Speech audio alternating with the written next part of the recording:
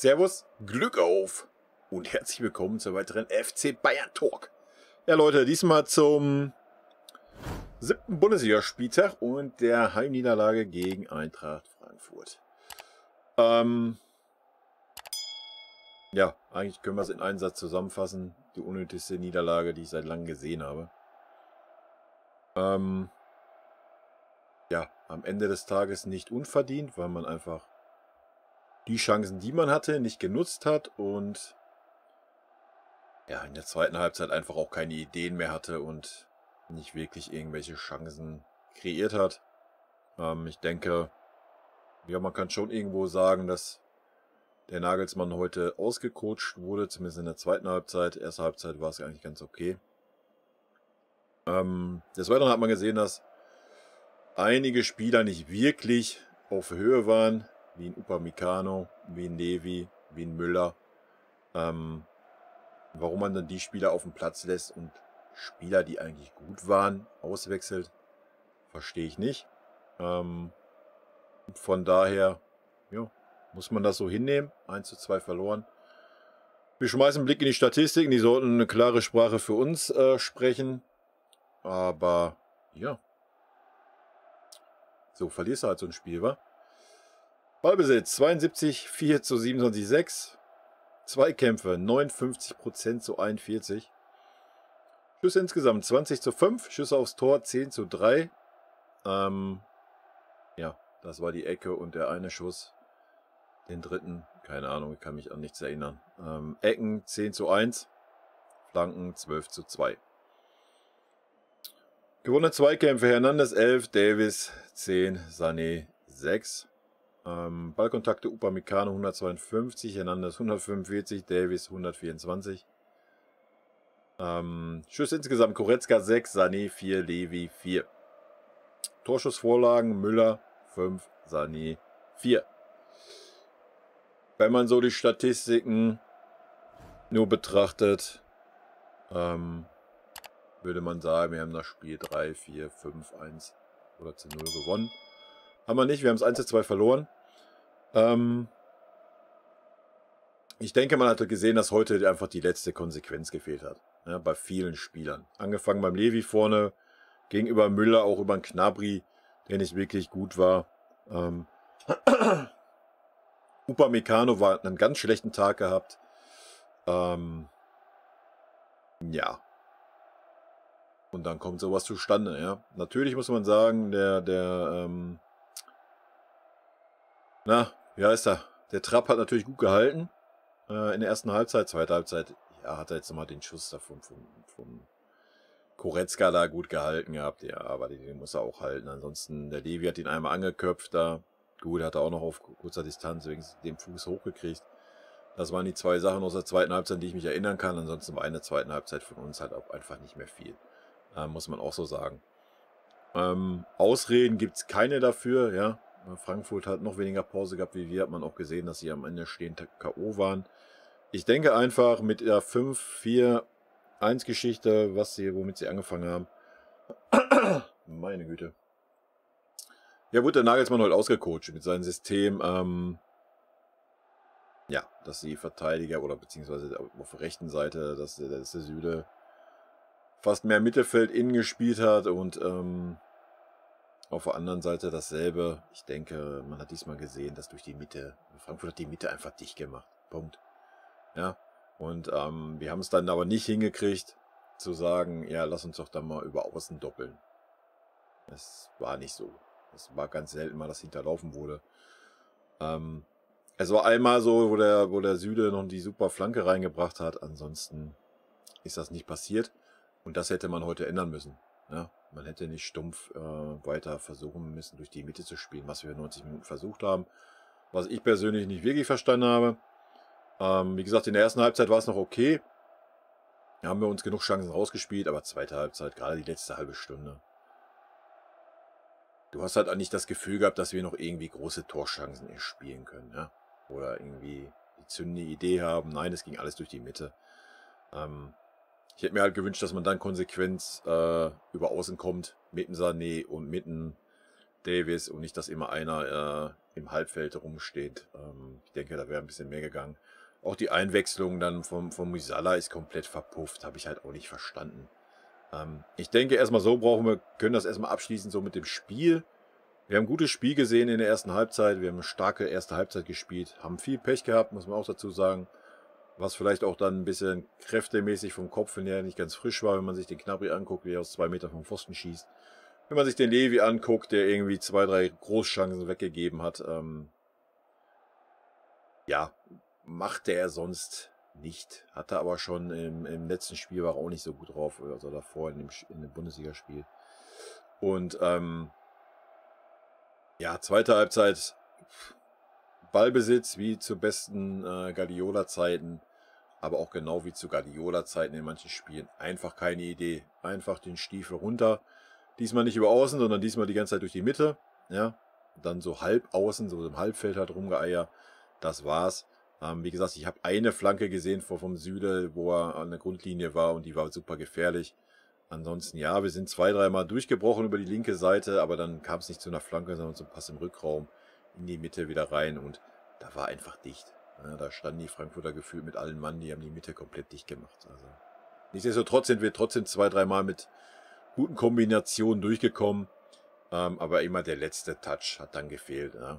Der letzte Pass oder Torabschluss hat halt einfach nicht geklappt. Nichtsdestotrotz hatten wir 6, 7 gute Chancen, wovon er halt einfach 5, 6 bärenstark gehalten hat. Das muss man auch mal sagen. Kann man jetzt sagen, Spielglück für Frankfurt, Spielpech für uns, aber am Ende des Tages, wenn du ein Tor weniger schießt wie der Gegner, hast du halt dann verdient verloren. Punkt. Ja, die Ecke war super schlecht verteidigt. Frankfurt hat eine Ecke im Spiel gehabt, hat gleich das Tor gemacht. Bis dahin war von Frankfurt gar nichts zu sehen. Offensiv kannst du dir komplett schenken. Ja? Muss der Upa einfach anders reagieren. Aber beim Upamecano hat man schon vorher gesehen, dass er einen schlechten Tag hat. Ja, hat sich da 2, 3 Mal abkochen lassen. Ja, und das habe ich dann nicht verstanden. Ich meine, gut, man muss ihn dann vielleicht nicht zur Halbzeit rausnehmen, ja. Aber dass man dann den Süle auswechselt, ja, und dann den Sabitzer bringt, nee, habe ich nicht gerafft, Leute. Bin ich ganz ehrlich. Würde ich auch als Fehler ansehen. Man hätte einen Upamecano rausnehmen können, hätten Süle in die Innenverteidigung gestellt und dann hätte er trotzdem den Sabitzer bringen können, obwohl der auch gar nichts gebracht hat. Ja, der war heute wieder wie ein Fremdkörper. Keine Ahnung, da hättest du sogar besser den Saar einwechseln können als rechten Mittelfeldspieler. Da kann er nichts kaputt machen nach hinten hin. Ja, aber der Sabitzer ist gar nichts. Das ist null, was der da gespielt hat heute. Also, ich meine, gut, das waren 20 Minuten, ja. Weiß ich nicht. Kannst du dann halt nicht bringen. Kannst du dann bei 2, 3-0, kannst du sich den reinbringen, dann, wenn er noch nicht angekommen ist, alles gut. Habe ich, wie gesagt, nicht verstanden.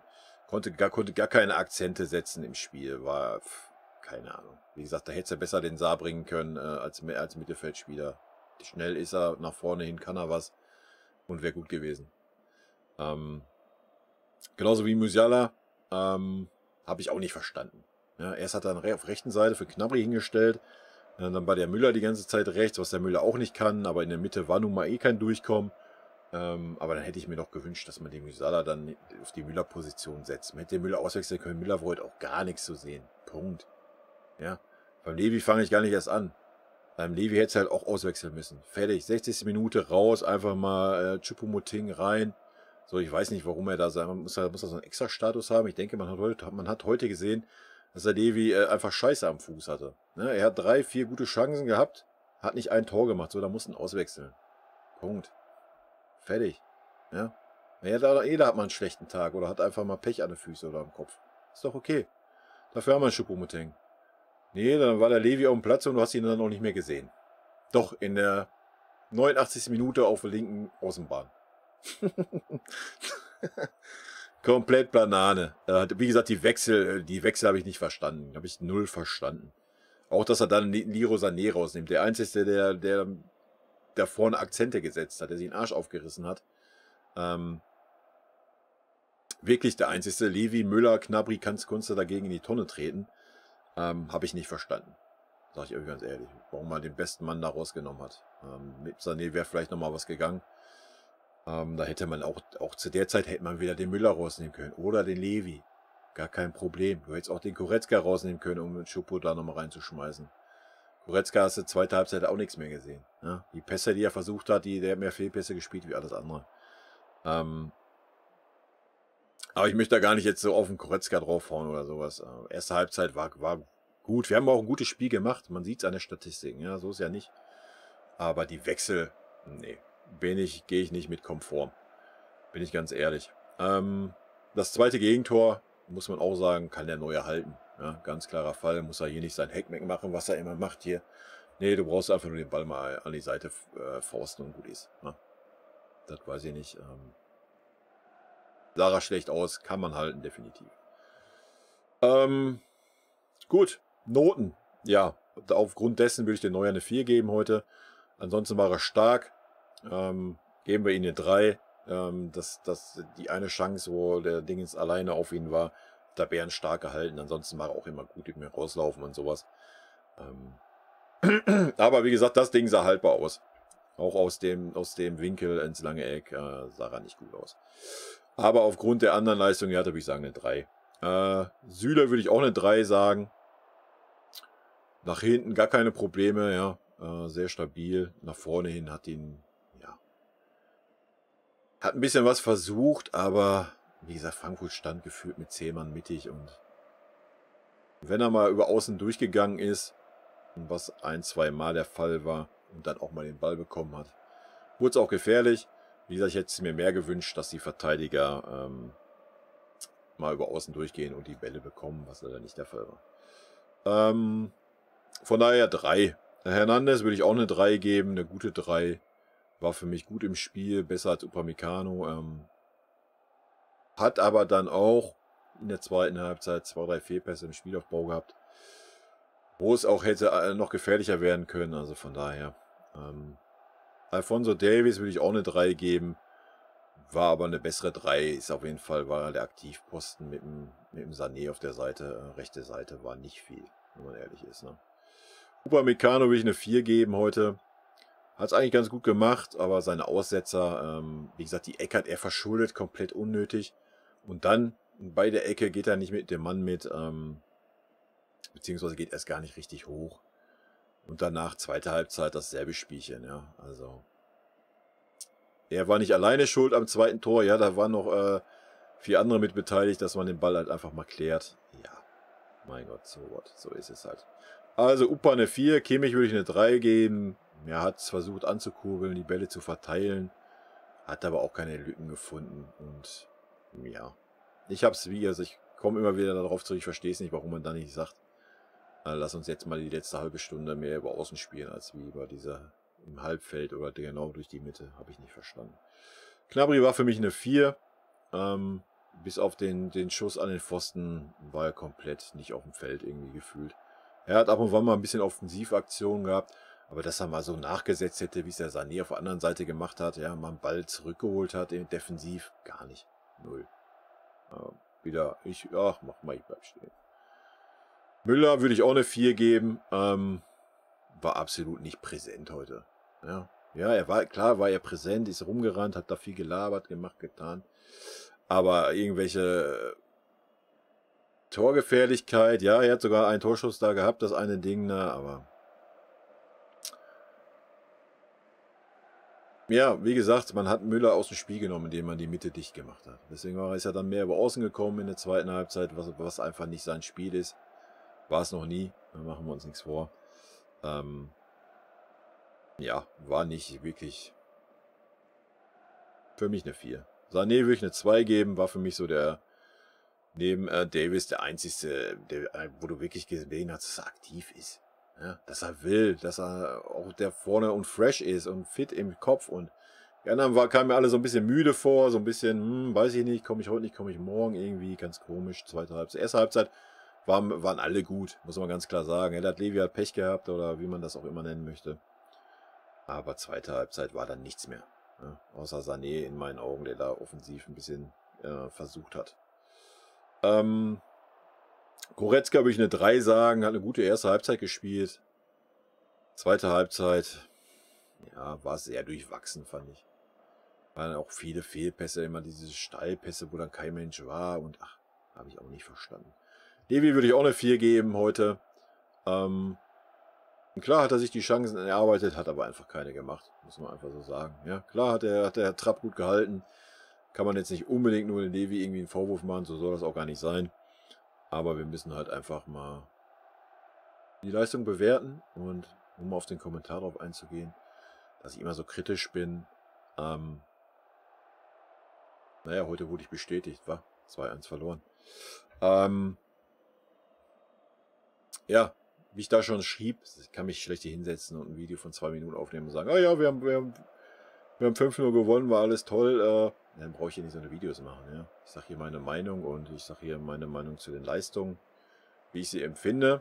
Wenn jemand gut spielt, sage ich das. Wenn jemand schlecht spielt, sage ich das. Und wenn wir halt 5-0 gewinnen und trotzdem nicht wirklich überzeugend spielen, weiß, hört sich schwierig an, versteht vielleicht auch irgendwie, keine Ahnung, ein Schalke-Fan vielleicht nicht unbedingt so ein Ansatz, aber ja, dann ist das so. Ja, das ist halt meine Meinung, die haue ich hier raus und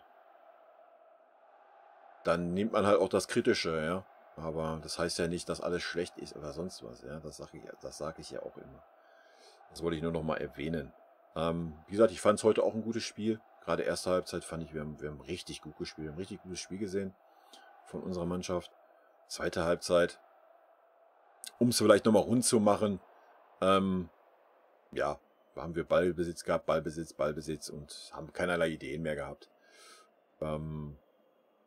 Das hat mich ein bisschen verwundert, bin ich ganz ehrlich, weil es ja immer so hieß, so, na, Nagelsmann, jo, ist ja dann so, kann auch mal im Spiel reagieren und umstellen und machen und tun.